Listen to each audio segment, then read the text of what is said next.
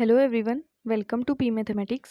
इस वीडियो में हम दिसंबर 2017 में कैलकुलस ऑफ वेरिएशन से पार्ट सी का ये जो क्वेश्चन आया है इसका सॉल्यूशन देखेंगे। अगर आपको सॉल्यूशन समझ आए तो प्लीज़ लाइक करें, शेयर करें और चैनल को सब्सक्राइब करें। देखिए क्वेश्चन क्या दिया हुआ है। Let x equal to u belongs to C one close interval 0 to 1 u 0 equal to 0 and let I such that x to r be defined as I u equal to integration 0 to 1 u dash square minus u square dt. Then which of the following are correct? First में है I is bounded below, second I is not bounded below, third I attain its infimum and fourth में है I does not attain its infimum. तो इनमें से बताना है कौन कौन से ऑप्शन करेक्ट होंगे। तो देखो फर्स्ट करेक्ट होगा तो सेकंड इनकरेक्ट, सेकंड करेक्ट तो फर्स्ट इनकरेक्ट, इनमें से एक ही ऑप्शन करेक्ट होगा। इसी तरह से इन दोनों में से भी एक ही ऑप्शन करेक्ट होगा। देखिए इसका सॉल्यूशन, यहाँ पे हमारे पास फंक्शनल क्या दिया हुआ है, f t u u dash equal to u dash square minus u square. Then Euler equation क्या होगी इसके लिए, जैसे हम एक्स वाई वाई डैश के लिए क्या लिखते हैं, del f upon del y minus d upon d x del f upon del y dash equal to 0। तो इसी तरह से यहाँ पे टी एंड यू के फॉर्म में दिया हुआ है फंक्शनल, तो इसके लिए ऑयलर इक्वेशन क्या हो जाएगी, del f upon del u minus d upon d t del f upon del u dash equal to 0। इस इक्वेशन में यहाँ से वैल्यू रखेंगे तो पहले u के रेस्पेक्ट में इसका डिफ्रेंशिएशन, तो वो क्या आ जाएगा माइनस टू यू, यहाँ पे ये है ना माइनस यू स्क्वायर का होगा तो माइनस टू यू, फिर u डैश के रेस्पेक्ट में टू यू डैश एंड साथ में क्या है minus d upon d T. तो यहाँ से फिर इसका वापस डिफ्रेंशिएशन करेंगे t के रेस्पेक्ट में, तो क्या आ जाएगा minus two u double dash equal to 0, या फिर यहाँ से ऐसे लिख सकते हैं इसे u double dash plus u equal to 0। ठीक है, अब ये एक डिफरेंशियल इक्वेशन बन गई। तो इसको सॉल्व कैसे करेंगे, पहले इसकी ऑक्सिलरी इक्वेशन वो आ जाएगी m square plus 1 equal to 0, then m की वैल्यूज आ गई यहाँ से प्लस माइनस आयोटा।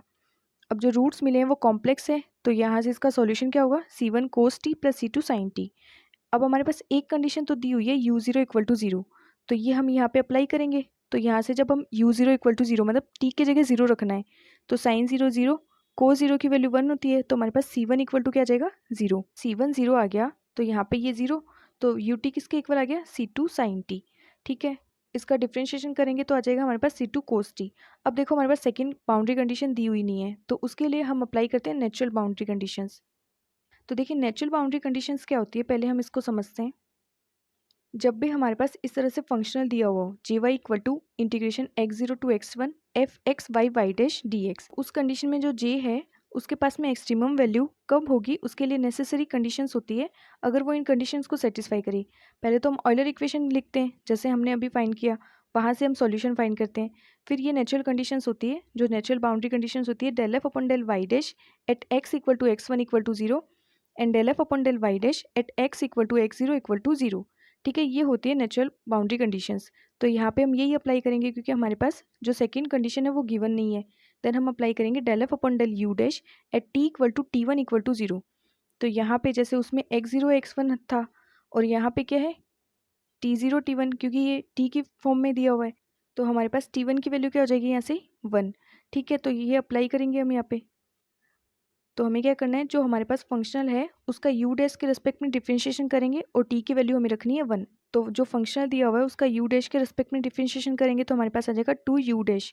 देखो हमारे पास फंक्शनल क्या दिया हुआ है, you dash square minus u square, तो इसका यू डैश के रिस्पेक्ट में करेंगे तो टू यू डैश, ये इसका डिफरेंशिएशन हो जाएगा। तो यहाँ पे ये रखेंगे और हमें क्या रखना है टी इक्वल टू 1। लेकिन देखो हमने यू डैश जो फाइंड किया, पहले हम इसकी वैल्यू रख देते हैं यहाँ पे। तो यू डैश हमने अभी फाइंड किया था, यू डैश इक्वल टू क्या है सी टू कोस टी, तो हम यहाँ पे ये यू डैश की वैल्यू रखेंगे। तो क्या आ जाएगा two cos t and t की वैल्यू क्या रखनी है हमें 1, t equal to t one था और टी वन क्या है हमारे पास 1 है, तो यहाँ पे टी इक्वल टू 1, तो उस पर क्या वैल्यू आ जाएगी two c two cos one equal to 0। अब देखो कोस वन तो 0 होता नहीं है, कोस वन की वैल्यू तो 0 होती नहीं है, तो हमें क्या मिल गया C two equal to 0 and C one हमें पहले ही 0 मिल गया था, सी टू भी 0 हो गया, तो जो u की वैल्यू होगी वो 0 हो जाएगी एंड अगर u 0 है तो u डैश भी 0 होगा, तो हमारे पास i जो वैल्यू मिलेगी वो क्या हो जाएगी 0 हो जाएगी, क्योंकि i क्या है हमारे पास u dash square minus u square, u dash भी 0 है यू भी 0 है, तो आई की वैल्यू क्या आ गई 0 आ गई। ठीक है, तो हमारे पास आई की वैल्यू आ गई 0। अब हमारे पास यू क्या दिया हुआ है इस इंटरवल में, इंटरवल कैसा है क्लोज इंटरवल 0 to 1, तो इसमें इन्फीमम क्या है 0 है, तो इसका मतलब ये bounded below and attain it's infimum. तो अब ऑप्शन देख लेते हैं। फर्स्ट में ये दिया हुआ है बाउंडेड बिलो, तो ये तो करेक्ट हो गया, एंड थर्ड में दिया हुआ है अटेन इट्स इन्फीमम, तो ये दोनों करेक्ट हो गए एंड सेकेंड और फोर्थ इनकरेक्ट हो गए।